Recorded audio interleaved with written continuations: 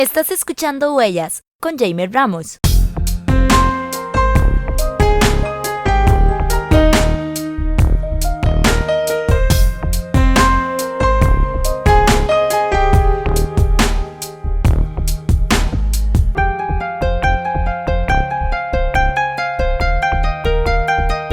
Bienvenidas, bienvenidos nuevamente a su espacio Huellas. Como hemos estado hablando el día de hoy, la tarde de hoy, con el profesor Jesús Maroya Gajardo, profesor de la Universidad Pedagógica de Santiago de Chile, Universidad Metropolitana de Ciencias de la Educación, doctor en Educación con especialidad en Didáctica de las Ciencias Sociales por la Universidad Autónoma de Barcelona, y quien amablemente nos acompaña el día de hoy, la tarde de hoy, para conversar acerca de la conmemoración de los 50 años del golpe de Estado por parte del dictador Augusto Pinochet al gobierno de unidad popular elegido democráticamente en Chile en el año 1970.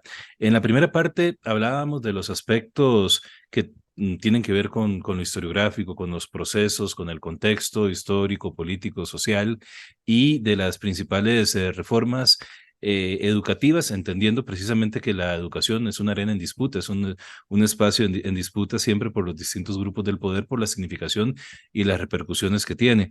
En esta segunda parte, profesor, vamos a centrarnos en el tema de la didáctica de la historia, y en ese sentido, paralelo a reiterarle el agradecimiento por estar con nosotros el día de hoy, quisiera preguntarle por la manera en que se ha abordado desde la didáctica de la historia, desde la perspectiva pedagógica crítica, cómo se ha abordado el proceso eh, de la dictadura de Augusto Pinochet, del gobierno de Unidad Popular, es decir, este proceso que se conmemora en esos días los 50 años, ese proceso histórico, cómo se utilizan diversos recursos didácticos como las memorias, los testimonios, entre muchos otros, para acercarnos a la comprensión, a la empatía, a la interpretación, al análisis de un proceso histórico como este. Mira, te agradezco mucho la pregunta porque es una pregunta fundamental para comprender nuestro sistema educativo. Hay que considerar que nuestro sistema educativo aún sigue las, las lógicas estructurales que sentó la dictadura. Han existido reformas a las leyes educativas en Chile que han sido importantes, pero aún tenemos este reservorio que trae la derecha, que impone la derecha. Em, Tradicionalmente, el tema del golpe de Estado y la dictadura estaba ubicado en los programas a final de año, en esto de noviembre, diciembre, cuando ya el curso está terminando, ya los chicos y las chicas no van y el profesor o la profesora no alcanzan a llegar a ese contenido. Y cuando alcanzan a llegar, eh, muchas personas se lo saltan, lo prefieren evitar, porque sigue siendo un contenido y un tema complejo. Como diría Joan Payés, mi maestro, un problema socialmente relevante y, y candente que se debería trabajar. De hecho, el currículo lo deberíamos trabajar desde ahí, desde esa mirada. Em, en ese marco es que las reformas, las bases curriculares, han establecido que es fundamental, por ejemplo, enseñar la preservación de los derechos humanos, o es fundamental enseñar para la justicia social, la democracia como sistema político perfectible, em, pero eso no se condice con lo que tienen los programas. Aquí yo siempre hablo de que hay una desconexión gigante entre el libro de texto, el programa curricular, el currículum, las bases curriculares y la ley. Ninguna conversa entre sí. Están todas hablando un idioma propio con una ideología propia. Entonces aquí ha primado mucho en los chicos y las chicas el conocimiento familiar que tienen. O sea, depende mucho de la ideología o la perspectiva política que tiene la familia, eh, que el pensamiento que vienen a tener estos chicos y chicas. El último año, creo que hace 3 años, hubo una reforma importante donde tercer y cuarto año de enseñanza media o secundaria, que son los 2 últimos años de la secundaria, existió una reforma que eliminó el ramo de historia, pero lo reemplazó por un ramo de educación para la ciudadanía. Puede parecer muy lindo, pero aún está como muy desarticulado. Aún es un ramo que uno diría que no sabe bien para dónde va. y depende mucho de lo que vaya a hacer el profesor o profesora. En este sentido, es un buen campo, pero va a depender, claro, mucho de la misma perspectiva que se quiere instalar. Tenemos muchos materiales que se pueden trabajar en la escuela, pero claro, nos presentamos ya a la primera dificultad en formación inicial. No ha sido una prioridad preparar al futuro profesorado para trabajar estas temáticas, porque trabajar dictadura es complejo en todo ámbito, en algo transversal. ¿Por qué? Porque claro, tú puedes condenar la dictadura, el golpe de Estado, pero van a haber personas que van a encontrar que estuvo bien. Y yo creo que en esos términos aún podemos conversar, como debatir, de que si era evitable, si no, podemos llegar a un debate, como Chantal Mouffe diría, no somos enemigos políticos, sino que somos adversarios, podemos llegar a un consenso, pero donde no hay que permitir eh, ningún quiebre o ningún cuestionamiento es con los derechos humanos y con el negacionismo. Y eso es algo que aún pervive y aún persiste en la escuela. Y no solo en los estudiantes, sino que en los mismos equipos directivos y el profesorado. Los medios de comunicación también hacen lo suyo. Hay personas de la opinión pública que tienen pantalla que se dedican a difundir noticias falsas, las fake news que le llaman, o perspectivas negacionistas. En el caso de lo que yo hago y lo que yo trato de instalar es trabajar mucho con fuentes, mucho el contraste de fuentes. Pero más que la fuente política en sí, yo avanzo en lo que tú dices que es la empatía, que es un poco hacer que este chico y chica sienta o trate de sentir de la mejor forma posible lo que se vivía en la época.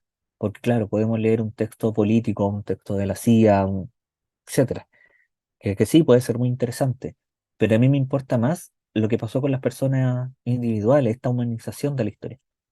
Tengo varios documentos de cartas de niños y niñas, que esta yo las saqué del Museo de la Memoria que tenemos acá en Chile, que son cartas que le escribían o a Pinochet o a su esposa, la conocida señora Lucía, que ya falleció, y le escribían pidiéndole que por favor devolviera a su papá o devolviera a su hermano.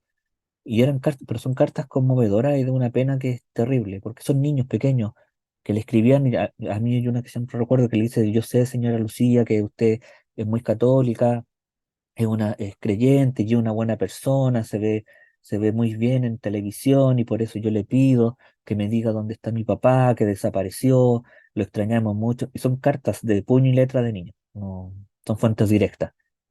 Cuando el chico y chica lee esto, hay un cambio total. Eh, no es lo mismo leer un documento político que te está hablando de la reforma, etcétera, etcétera, a leer una carta de un niño de 8 años que te está diciendo dónde está mi papá, que no lo vemos. Y le mandaban dibujos. Eh, tenemos, tengo fotografías yo de niños y niñas siendo baleados por carabineros en las calles, detenciones de niños también, eh, cadáveres que se encontraron, porque no solo fueron adultos, sino que también hubo un, la dictadura impactó a los menores. Y cuando estos chicos y chicas eh, logran acercarse a este tema desde esa perspectiva, el cambio, yo lo he visto que se producía, he estado con estudiantes que me han dicho y que han partido diciendo, yo creo que esto todo es mentira, o yo creo que esto lo exagera, que no fue así. Pero después de que hacemos este trabajo de concientización, de generación de pensamiento crítico, eh, estos chicos y chicas sí cambian su perspectiva y dicen, bueno, sí, puede ser que se sufrió mucho, que hay personas que sufrieron mucho. Hay una actividad que a mí me gusta mucho hacer, que es que ellos traten de sentir empatía histórica y escribir eh, una carta a Pinochet o a Lucía o a alguien del gobierno, solicitando algo, si es que hubieran vivido la dictadura, qué hubieran solicitado, qué hubieran pedido. Y eso, claro, lo hago con los más pequeños. Con los más grandes, aquí hay que tener mucho cuidado siempre con el contexto, porque tenemos dos informes nosotros que son muy importantes, el informe RETIC y la Comisión Vale, que son informes por la verdad, la justicia y la reparación. Eh, y con qué hay que tener cuidado, con los relatos directos de las víctimas, porque hay relatos directos de las personas de las torturas. Eh, Y eso es terrible. Yo nunca he podido leer en continuidad estos informes porque en un momento ya no puedo más. Yo me centro mucho debido a mi área de trabajo en la diversidad, las mujeres, en las etnias, y hay relatos así de mujeres violentadas, torturadas, esta desigual, esta tortura hacia lo diferente. Hay una película muy linda, ahora es película, pero por eso se conoce mucho, que nace esta película de un libro, que es de Pedro Lemebel. Este libro se llama Tengo miedo torero. Es un libro muy lindo. Pedro Lemebel fue un escritor chileno eh, muy reconocido en nuestro país, pero también muy vilipendiado porque él era un representante abierto de la comunidad gay, y adoptaba una performance así, sus escritos eran así. Y Tengo miedo torero habla de la vida de una mujer trans en la dictadura. Eh, y una mujer trans que además no estaba politizada en un término de protesta, sino que era una mujer trans común que tenía una perspectiva política, pero que se empieza a involucrar con estas facciones armadas de la izquierda. Ahora en una película que tú la puedes encontrar ahí en internet, pero el libro es maravilloso. Entonces, a mí me interesa mostrarle esto a los niños y niñas de cómo vivió la gente común, porque ya claro, podemos ver un documental y entender súper bien la dictadura y las atrocidades que se cometieron, pero cambia mucho cuando acercamos esa historia, la bajamos, la decimos, el mensaje es decirles, ustedes también lo podrían haber vivido, y yo creo que desde la didáctica nunca hay que descuidar el futuro. Ustedes lo podrían haber vivido y ustedes lo podrían vivir, porque tenemos la dictadura golpeando nuestras puertas a nivel latinoamericano, con esta irrupción de la ultraderecha, y que la gente está dispuesta a entregar sus libertades a cambio de falsas promesas de seguridad y crecimiento económico. Eh, y estas nuevas generaciones, claro, no saben lo que es una dictadura, no saben lo que es vivir en ese miedo. Cuando fue el estallido social en 2019, una de las cosas que a mí me impactó, pero muchísimo, fue ver nuevamente tanques en las calles, en Santiago. Tanques y militares apostados en los metros, en la esquina. Yo no podía creer lo que estaba pasando. O sea, como nuevamente los militares tomándose las calles. Y había mucha gente que tenía miedo. O sea, el miedo volvió, este miedo de la dictadura. Em, por lo mismo, educativamente es algo que queda mucho al arbitrio de este profesor o profesora, de cómo lo quiera trabajar. No, algunos programas de formación inicial tienen algún compromiso con el tema, se trata de trabajar, pero aún la escuela misma no entrega las facilidades para eso. Ese es uno de los aspectos más importantes de la didáctica, de la historia, la posibilidad de, mediante estas estrategias, mediante estas técnicas que usted nos hablaba, que son en este caso sumamente conmovedoras, desgarradoras, los testimonios, estas cartas de los niños que le enviaban al dictador Pinochet, tratando de ubicar a sus seres queridos, a sus padres, a su madre, etcétera. Creo que es determinante entender cómo la importancia que tiene la pedagogía, la didáctica, como usted bien lo señalaba, y esto me lleva un poquito a lo que usted señalaba al final de su reflexión, a la siguiente pregunta, que tiene que ver con precisamente esta oleada política conservadora, reaccionaria, negacionista. Entonces yo le quería preguntar si podríamos afirmar que se intenta disputar estas representaciones, estas interpretaciones históricas de los sucesos relativos al golpe de Estado, a la dictadura de Augusto Pinochet, y por parte de grupos y medios de comunicación que buscan hegemonizar un relato negacionista y precisamente cómo se está viviendo en los salones de clase, cómo se está vivenciando esta disputa y esta oleada conservadora, neoconservadora, a veces con rasgos fascistoides y que nuevamente buscan ensalzar este tipo de dictaduras y realmente ponen un compromiso a la democracia. Usted hablaba algo sumamente importante, que es que la didáctica de la historia no se centra simplemente en comprender el pasado, sino en prepararnos para enfrentar probablemente escenarios que no necesariamente van a ser favorables a la democracia. Es algo Ujú. que está en constante construcción, en constante disputa y que en ningún momento debemos cruzar los brazos y por ende, pues, utilizar estos aprendizajes, estos saberes como una manera de prepararnos ante lo que son las amenazas reales que vive prácticamente toda América Latina. Sí. Mira, antes de proceder a contestar eso, me gustaría leerte algo muy breve, que es de una carta, de lo que te comentaba de estas niñas. Esta carta fue escrita el 30 de agosto de 1976 y dice: Señora Lucía Iriar de Pinochet, era la esposa, yo sé que usted es una persona muy buena con los niños de Chile, así lo he visto en televisión. Señora Lucía, yo le he escrito como una niña de 9 años que soy y estoy muy preocupada porque se ha dicho que el 3 de septiembre es el Día de los Abuelitos. Yo quiero saber dónde puedo saludar a los míos, que fueron sacados un día 2 de abril en la noche desde nuestra casita. Quiero que usted le pregunte a esos señores de la DINA, así ellos lo dijeron, dígales que me los manden por favor y dónde están ahora.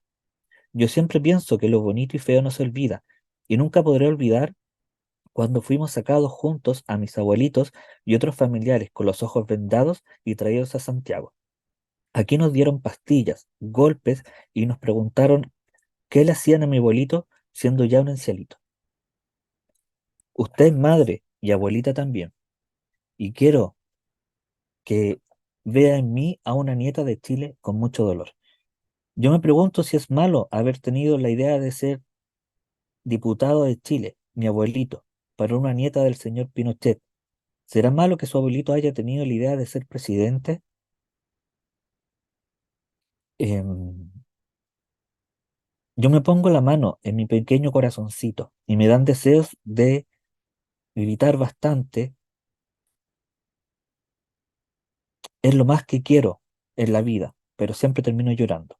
Le pido que usted se ponga la mano en su corazón, grande y bondadoso, y le respondo a esta nieta triste y enferma, porque ya son 5 meses que no los veo. El nombre de mis abuelitos son, y aquí los menciona, son dos personas de 61 y 68 años, y firma. Ella es Ninochka Enríquez Araya, con su dirección. Bueno, estas cartas, sé que son varias, son fuertes, son impactantes, de escritos del puño y letra de una niña que pide dónde estaban. Y dentro de esto terrible es que ella dice que fue golpeada, le dieron pastillas, la trasladaron a Santiago con los ojos vendados. Cuando uno trabaja esto en la escuela, sí hay un cambio. Eh, y para la gente que va a escuchar el podcast, yo creo que también va a haber algo que se remueve cuando uno trabaja este tipo de fuentes. Por eso yo hablo mucho de, como lo habla mi colega Mariana Masip de Barcelona, de esta humanización o de la historia, de hablar de las personas que hicieron historia. Y, y ahora voy como a lo que tú dices de esta disputa que estamos viviendo actualmente. Esta va a ser una responsabilidad de los historiadores y las historiadoras en el futuro, de que puedan entender qué es lo que ha pasado, porque yo no acabo de entender bien. Pasamos al 2019 de un estallido social fuerte, de una protesta social que quería cambiar todo, eh, eh, pasamos al otro extremo, a un sentir social que quiere la ultraderecha, ceder derechos y libertades a cambio de promesas de seguridad, de bienestar económico, de crecimiento económico. Y aquí yo no lo entiendo. Aunque no es extraño en la historia, si recordamos, Walter Benjamin siempre decía que toda revolución fracasada es un posible fascismo. Y él no se equivocaba. O sea, la revolución en Chile fracasó. No, no podemos decir que eso se terminó con un acuerdo político, y al presidente Piñera lo salvó la pandemia. Eh, para él lo mejor que pudo pasar fue la llegada del COVID, porque ahí nos tuvimos que encerrar todo y el estallido social acabó. Em, y estamos en un escenario complejo, porque la última elección, José Antonio Kast, que es el representante de la ultraderecha, fue a segunda vuelta con Gabriel Boric. Eh, Le faltó un gran porcentaje para ganar, pero hay mucha gente que votó por él. Yo creo que tenía como un 38 o 40%, no sé. Eh, Según la encuesta, el Partido Republicano, que es el partido que él fundó y representa, fue el partido más votado en la última elección para la Constitución. Y yo digo, y lo he dicho a los estudiantes, a los chicos, a las chicas, que bueno, la derecha tenía algo que ha sido muy clásico de la derecha, que mentía. Ya, nos decía que iban a mejorar las cosas, etcétera, pero ¿qué pasaba? Lo de siempre, corrupción, un gobierno para ellos, financiamiento ilegal, etcétera. Y la gente les creía y después no pasaba, no se llevaban a cabo las reformas, etcétera. Lo que pasa con estos nuevos candidatos, los republicanos, es que no mienten, eso es lo terrible. Dicen directamente, somos antimigrantes, estamos en contra de la diversidad sexo-género, estamos en contra del aborto, no queremos derechos sociales, o sea, lo dicen directamente, no hay una mentira ahí. Y aún así la gente lo vota. O sea, estamos hablando que hay un cambio social bastante importante, que la gente está a favor de eso, de esta oleada de ultra. En Argentina está pasando algo similar. Eh, Hoy en la mañana escuchaba la radio en el camino al trabajo y hablaban, claro, de la irrupción de Milei como candidato de la ultraderecha. Y Milei es un personaje muy parecido a Donald Trump en su trionismo, en lo que dice, pero Milei es una persona inteligente, o sea, es un economista que sabe de lo que habla, pero un economista neoliberal que sabe hacia dónde quiere conducir ese país, que es un poco el modelo chileno, que lamentablemente es un ejemplo para el resto de los países, un modelo donde todo es privado, nada es gratis y se paga por cualquier cosa. Y lo que está existiendo ahora en la escuela, en los programas de formación inicial, debido a gran parte que se discute y existen los espacios abiertos de conciencia o pensamiento crítico, es la no comprensión del fenómeno.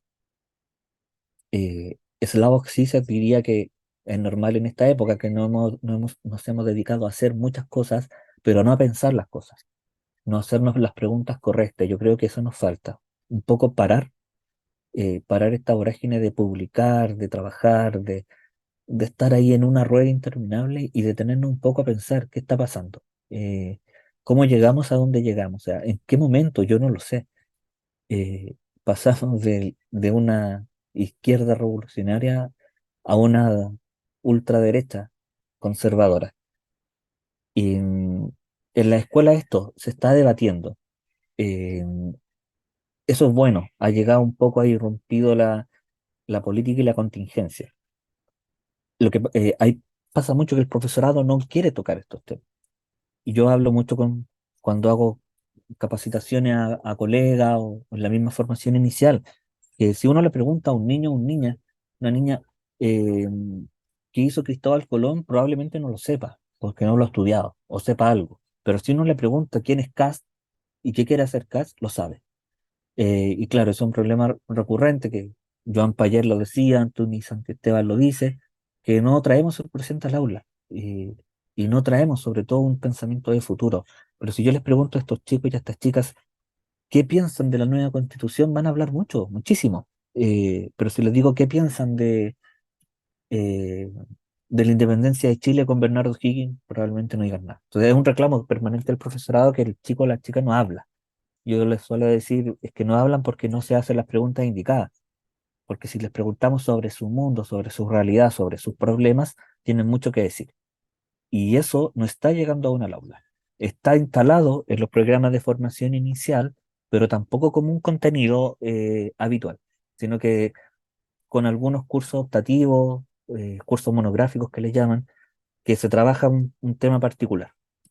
Eh, y hay un problema permanente aquí que se ha empezado a solucionar, que es la falta de conocimiento didáctico. Eh, los programas de formación inicial hace muy poco empezaron a incluir cursos sobre didáctica de las ciencias sociales, eh, pero muchos profesores y profesoras aún están saliendo de la universidad sin un conocimiento acabado de cómo enseñar lo que aprendieron. Y ahí es cuando empieza la dificultad. Sí, realmente uno de los procesos determinantes en la didáctica de las ciencias sociales, de la historia en nuestro contexto de los estudios sociales, es, como usted bien lo señala, la problematización, el acercamiento de los dilemas cognitivos, de los dilemas éticos, de la contextualización, del componente emocional, de acercar las problemáticas, los temas a las vivencias actuales de las personas estudiantes. Considero que, al igual que como usted lo señala y los autores que ha mencionado, que es sumamente importante porque eso genera una relación directa de las personas estudiantes con las temáticas. Y el tema que nos ha convocado el día de hoy es precisamente la conmemoración de los 50 años, ahora el pasado 11 de abril, del golpe de Estado. Como, como área temática, como proceso histórico, como contenido, como saber dentro de un programa de estudio, ¿usted considera que por parte precisamente de estos grupos de la derecha, de estos grupos neoconservadores, fascistoides, existe una instrumentalización precisamente de este contenido, de este saber, de este proceso histórico, que es un proceso histórico vivo y que tiene repercusiones en la actualidad, lógicamente, y que podría tener, desde luego, o está teniendo repercusiones hacia el futuro? ¿Considera usted que existe una instrumentalización, es decir, un uso ideológico, político por parte de estos grupos de ese tema? Y si es así, cómo opera, cómo se manifiesta, cómo se concreta esa instrumentalización? Ujú. Mira, es una pregunta eh, compleja, porque nos remite a eventos actuales que están pasando ahora. Mientras estamos hablando, se está pensando desde las diferentes facciones políticas qué hacer. Los 50 años, yo pensé que iban a impactar más o iban a generar un- o iban a tener un peso social más fuerte, pero fue un día que hubieron 1 o 2 días como con protestas grandes y el resto fueron, claro, actos y conmemoraciones, lo que está muy bien. Pero sí noté que la población en general se quiso alejar del tema, no quiso como ser partícipe de estos 50 años. Aquí han pasado varias cosas curiosas. Eh, la ultraderecha reivindica el golpe y están instrumentalizando estos 50 años para hacer un símil que es bastante irrisorio, porque no hay símil entre lo que pasó en el contexto de la Unidad Popular con el contexto actual. Entonces ellos justifican el golpe de Estado y, y afirman que nuestra realidad actual se parece mucho a esa realidad y ellos se presentan como salvadores. Em, y es una postura que hay mucha gente en Chile que sí la comparte, dicen que Pinochet nos salvó todavía. Y, y esta ultraderecha lo afirma, o sea, se catalogan a sí mismos como pinochetistas, seguidores de la imagen y dictadura. No le llaman dictadura, obviamente, para ellos es un régimen, un gobierno. Em, pero ese pensamiento no tiene mucha cabida. Hay yo diría la mayoría de las personas en Chile no está muy de acuerdo con eso. La derecha tradicional, eh, ha empezado, ya lleva varios años a alejarse del tema, a marcar una distancia. El mismo presidente Piñera lo decía, que él no estuvo a favor del golpe. Bueno, Piñera ha tenido muchas contradicciones a lo largo de su gobierno. Decía que sí, después que no. Bueno, lo último que decía era que él no estaba a favor, sobre todo lo que la violación de los derechos humanos. Entonces hay un discurso bien transversal en la derecha, eh, de no entrar a como a decir si el golpe fue bueno o malo, sino que a decir, a justificar el hecho de que tenía que pasar, porque Chile estaba mal. Pero las violaciones de los derechos humanos y todas las consecuencias de eso fueron terribles y hay una condena bastante transversal. Ahora, para la conmemoración de los 50 años, hubo un homenaje que se hizo en la Cámara de Diputados al presidente Allende. em, y no recuerdo qué político de derecha salió a hablar y empezó a relatar como cosas malas del presidente. Y a él lo cortaron, utilizaron la moción de censura, que es una moción legal que existe. Claro, él salió después en la prensa diciendo que lo habían censurado. Sí, efectivamente fue censurado porque era un homenaje, según lo que dictamina la RAE. Y un homenaje es para reivindicar las acciones valorables y destacables de la persona. Y él estaba haciendo lo contrario. La figura de Allende, en este sentido, aún es una figura controversial. Eh, Se reconoce que desde muchos sectores que fue un demócrata, quiso hacer cosas buenas. eh, para la derecha sigue siendo un personaje que ellos lo igualan a la figura de Pinochet, algo que no puede igualarse históricamente como figuras políticas y humanas, no tienen punto de comparación, pero para la derecha ellos dicen que, bueno, han llegado a decir que, claro, como Salvador Allende tiene una estatua en el Palacio de la Moneda, que Pinochet también debería tener una. Hasta llegar a decir que uno puede tener cuadro o figura de Pinochet, y porque existen personas que tienen del presidente Allende. Entonces, claro, la derecha siempre está transitando en esta contradicción constante entre que justifican el golpe y no lo hacen. Eh, y aquí hay algo muy demócrata cristiano, y ahí dentro de la democracia cristiana, que depende del momento político, es lo que va a hacer la derecha. Y aquí ellos saben leer muy bien la situación. Y la derecha, claro, está avanzando porque está leyendo bien el momento político que está ocurriendo en Chile. Y están marginándose del golpe. De hecho, hubieron muy pocas manifestaciones y opiniones de la derecha sobre los 50 años. Y eso no está diciendo que no es que estén de acuerdo, sino que prefirieron restarse para no perder votos. Y la izquierda sigue siendo aún acá en Chile una izquierda muy tradicional, la izquierda fuerte. eh, y el problema de esto es que la izquierda no ha sabido manejar el tema ni políticamente ni educativamente. Y porque, claro, irrumpen con mucha fuerza con la figura de Allende, de la Unidad Popular, de la ENU, la Escuela Nacional Unificada, la reforma.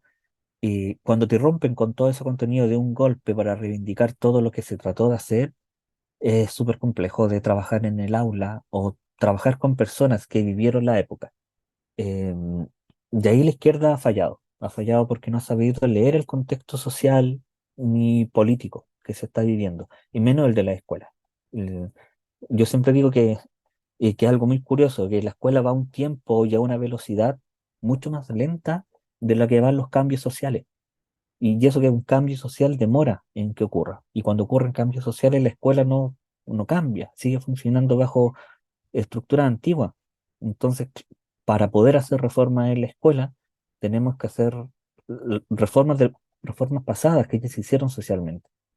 Y eso no se ha sabido leer, no se ha sabido trabajar, por eso el profesorado sigue enseñando bajo lógicas tradicionales, porque van y le dicen, bueno, usted tiene que ser un profesor constructivista y democrático, pero la articulación de la escuela es una escuela de la dictadura, llena de barrotes, a Foucault. Si Foucault viniera a la escuela en Chile, diría que es la representación del panóptico perfecto de la estructura carcelaria. Bueno, eso. No. Profesor, para finalizar y agradecerle muchísimo su participación en Huellas, me gustaría hacerle una pregunta a modo como de reflexión final, es decir, y es un poco, digamos, lo que puede sintetizar la conversación del día de hoy.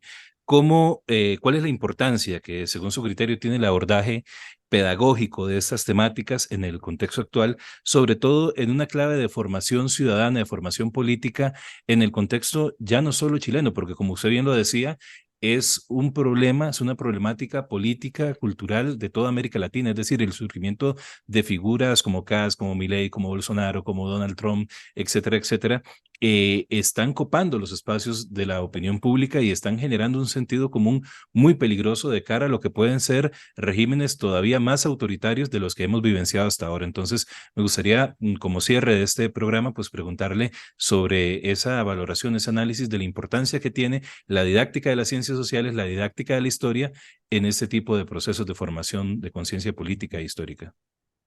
No, es una pregunta muy difícil. No sé si la voy a responder bien, pero aquí la didáctica, claro, es fundamental. Em, ¿Y por qué es fundamental? Porque la didáctica, como muchas personas mal entienden, no es método, no es enseñar metodología, sino que es tratar de leer e investigar los problemas de las prácticas del profesorado en aras de mejorar esas prácticas del profesorado pensando en un futuro social más justo, equitativo, responsable, etcétera. De ahí que tenemos problemas como la desigualdad de las mujeres, las diversidades, las discriminaciones en torno a la etnia, las migraciones, pueblo originario, religión, etc. Actualmente yo estoy trabajando en el tema de discursos de odio. Estoy investigando a lo largo de Chile, en distintos programas de formación inicial, qué está sucediendo con este tema. Tenemos discursos de odio que abundan en redes sociales y en los medios, y esto, ¿cómo llegan a estos estudiantes o futuras profesoras eh, e impactan en su formación, en su discurso, en cómo van a entender la educación? Hay resultados que sí, yo ahora es un poco estoy en la etapa de trabajo de campo, he visto cómo se está moviendo y hay cosas muy interesantes, algunas impactantes, porque uno pensaría que estamos mejor, pero los resultados que he ido obteniendo nos está diciendo que no estamos muy bien. El discurso de odio es algo muy presente, es algo que se valida muchas veces, es algo que proviene del profesorado, que muchas veces emerge desde ahí o emerge de los estudiantes. Y, y en este sentido es cuando entra la didáctica. La didáctica aquí tiene que tomar estos 50 años eh, y no hacer una reivindicación política. Y muchas veces ese ha sido el problema, de tratar de hacer una reivindicación política de lo que sucedió. Yo creo que lo que se debe hacer es analizar el proceso, pero no uno como profesor o profesora, sino que hacer que los chicos y las chicas analicen el proceso, que puedan discutir fuentes, que puedan discutir diferentes materiales y asumir una postura que argumenten razones del golpe de Estado. Em, yo creo que esa es la función fundamental. Probablemente va a haber algún chico o chica que nos diga que sí, el golpe era inevitable, pero la pregunta compleja es ¿por qué? Y yo necesito que esa persona me sepa argumentar por qué. Y yo creo que esa diversidad es lo que necesitamos. En un primer punto, esa diversidad tan valiosa de, de adversarios políticos, de poder discutir. Hay cosas que no se pueden discutir, derechos humanos y negacionismo es algo que no entra ahí. Y el otro punto que es fundamental y que esto no lo ven los chicos y las chicas, que tenemos la dictadura en la puerta. Creen que esto ya no va a volver a pasar, que nunca más va a volver a ocurrir, y que quedó en el pasado. Y yo siempre les recuerdo y les digo, piensen, tuvimos una Primera Guerra Mundial y después hubo una Segunda Guerra Mundial. O sea, todos pensaban que no iba a volver a ocurrir algo tan terrible y ocurrió algo peor. La historia nos ha demostrado que eh, las segundas veces son peores que las primeras en los eventos históricos. Y yo creo que si no generamos conciencia crítica o pensamiento crítico y sobre todo conciencia democrática, la dictadura va a entrar fácilmente, desde la ultraderecha, desde estas mismas derechas fuertes que estarían felices con un régimen autoritario nuevamente, eh, mm, y ahí no vamos a tener opositores, porque a la gente no se interesa. O sea, hay un poema de de Bertolt Brecht, creo, pero es de eh, Nisman, creo que es el nombre. Este poema lo voy a relatar ahora, que dice: cuando vinieron por los judíos, yo no hice nada porque no era judío; cuando vinieron por los católicos, yo no hice nada porque no era católico; y cuando vinieron por mí, no había nadie que pudiera defenderme. Y un poco eso es lo que está pasando ahora. Ese individualismo fuerte que provoca em, que no se entienda el proceso y que no se esté actuando de la manera idónea para prevenir que esto vuelva a ocurrir, porque puede ocurrir nuevamente. Doctor Jesús Maroya Gajardo, doctor en educación con especialidad en didáctica de las ciencias sociales por la Universidad Autónoma de Barcelona, profesor del Departamento de Historia y Geografía Eduardo Belgrado Toledo de la Universidad Pedagógica de Santiago de Chile, Universidad Metropolitana de Ciencias de la Educación. Muchísimas gracias por su participación en Huellas y esperamos que sea la primera de muchísimas veces. A ustedes muchas gracias, un honor estar aquí.